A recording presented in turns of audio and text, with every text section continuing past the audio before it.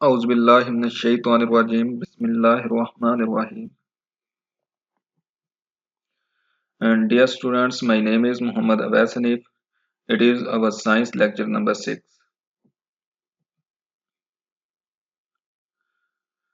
Dear students, in this video lecture we will discuss about wavelength, amplitude, frequency and speed.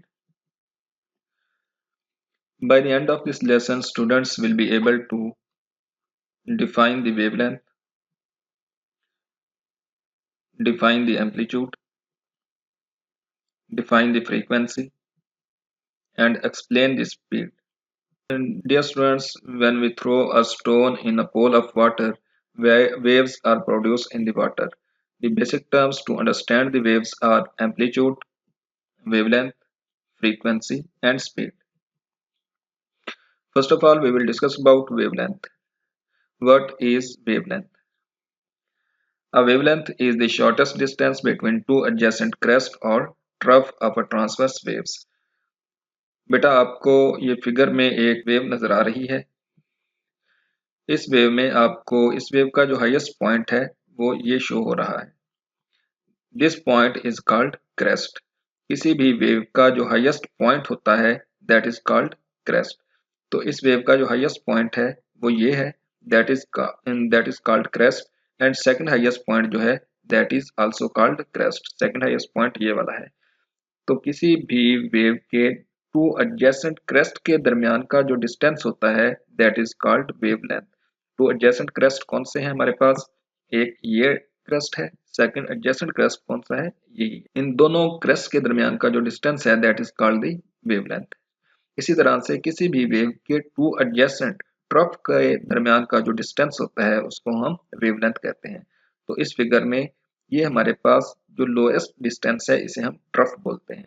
एक हमारे पास trough ये है, second adjacent हमारे पास जो ट्रफ है वो ये है।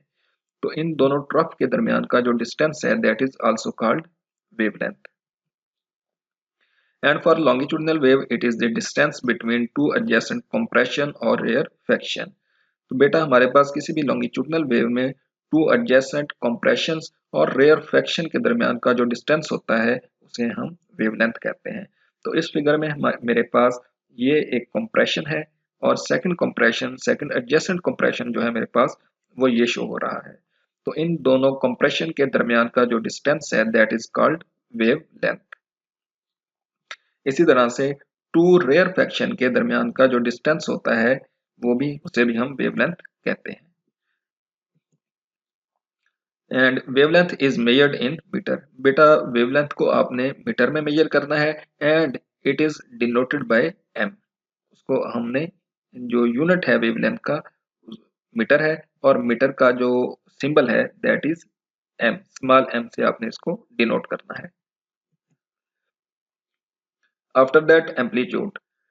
What is amplitude?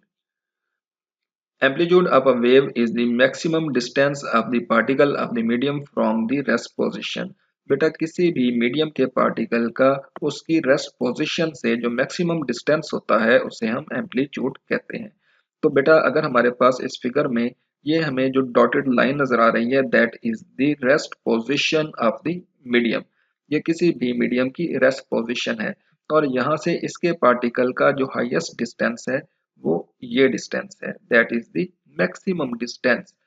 Rest position से किसी भी पार्टिकल का जो मैक्सिमम डिस्टेंस होता है दैट इज कॉल्ड एम्पलीट्यूड।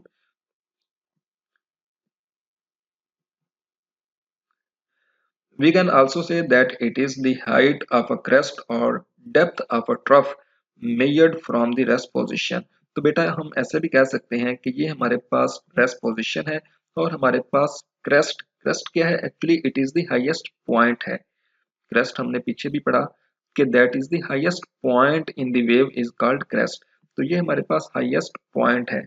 तो ये रेस्ट पोजीशन से क्रेस्ट का जो डिस्टेंस है that is called the wave, that is called the amplitude. तो हम उसे ऐसे भी कह सकते हैं कि height of a crest is called amplitude. Height of a crest is called amplitude. इसी तरह से depth of a trough is also called amplitude. because it is also the lowest distance from the rest position. Amplitude is also measured in metre. Amplitude को बेटा हम metre से का जो unit है वो मीटर है और उसको भी हम एम से डिनोट करते हैं। After that frequency, what is frequency? The number of vibrations produced by a vibrating body in 1 second is called frequency। किसी भी वाइब्रेटिंग बॉडी से 1 सेकंड में जितनी भी वेव्स प्रोड्यूस होती हैं या जितनी भी वाइब्रेशंस प्रोड्यूस होती हैं वो उस वाइब्रेटिंग बॉडी की फ्रीक्वेंसी होती है। तो बेटा देखें, अगर 1 सेकंड में किसी बॉडी से एक वेव प्रोड्यूस हो रही है तो उस वाइब्रेटिंग बॉडी की फ्रीक्वेंसी क्या होगी? 1 होगी। अगर 1 सेकंड में किसी वाइब्रेटिंग बॉडी से 3 वेव्स प्रोड्यूस हो रही हैं तो उस वाइब्रेटिंग बॉडी की फ्रीक्वेंसी 3 होगी। बेटा इसमें देखें, इस वेव में देखें तो देखें 1 सेकंड में जस्ट 1 वेव प्रोड्यूस हो रही है तो इस वेव की फ्रीक्वेंसी क्या होगी? 1 होगी। इसी तरह से यहाँ से 3 वेव्स प्रोड्यूस हो रही हैं 1 सेकंड में तो यहाँ पे हमारे पास जो फ्रीक्वेंसी है वो 3 है। And unit of frequency is hertz. Frequency को हर्ट्ज में मेजर किया जाता है बेटा। When one wave pass through a point in 1 second the frequency is 1 wave पर सेकंड और हर्ट्ज। बेटा अगर किसी भी पॉइंट से 1 सेकंड में सिर्फ एक ही वेव पास करती है तो उस वेव की हमारे पास जो फ्रीक्वेंसी होगी वो 1 होगी।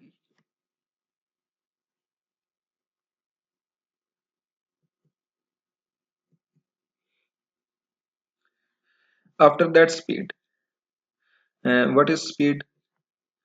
The distance a wave cover in a unit time is called speed। किसी भी यूनिट टाइम में कोई भी वेव जितना डिस्टेंस ट्रेवल करती है वो उसकी स्पीड होती है। And speed is measured in metre per second. Speed को मीटर पर सेकंड के अंदर मेजर किया जाता है। Explanation. Imagine watching a flash of lightning and thundering of cloud.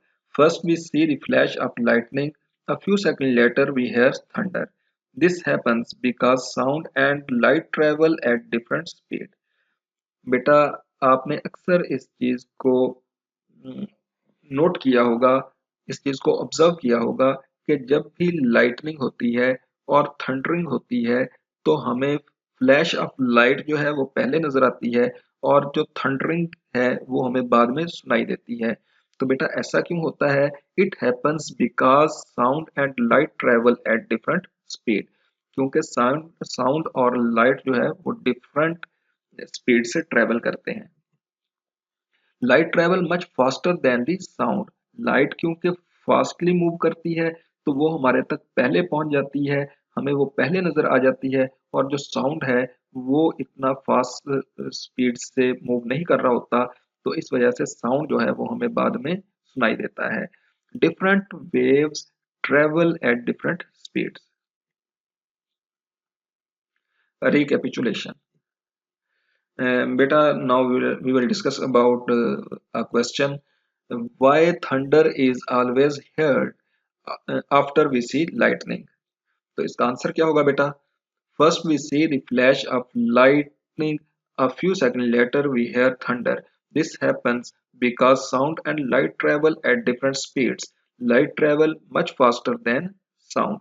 बेटा जो लाइट है वो ज्यादा स्पीड से ट्रेवल करती है इसलिए लाइट जो है वो हमें पहले नजर आती है, जबकि जो साउंड है उसकी स्पीड लाइट के मुकाबले में कम होती है। इस वजह से हमें जो साउंड है या जो हमें थंडरिंग है वो हमें बाद में सुनाई देती है।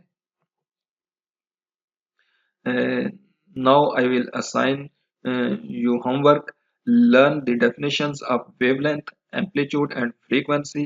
and आपको मैंने ये मल्टीपल चॉइस क्वेश्चन दिए हैं, आपने इनका जो करेक्ट ऑप्शन होगा उसको आपने अपने मोबाइल पे टाइप करना है और उसको मेरे व्हाट्सएप नंबर पे बेटा जो है आपने सेंड कर देना है। अल्लाह हाफिज।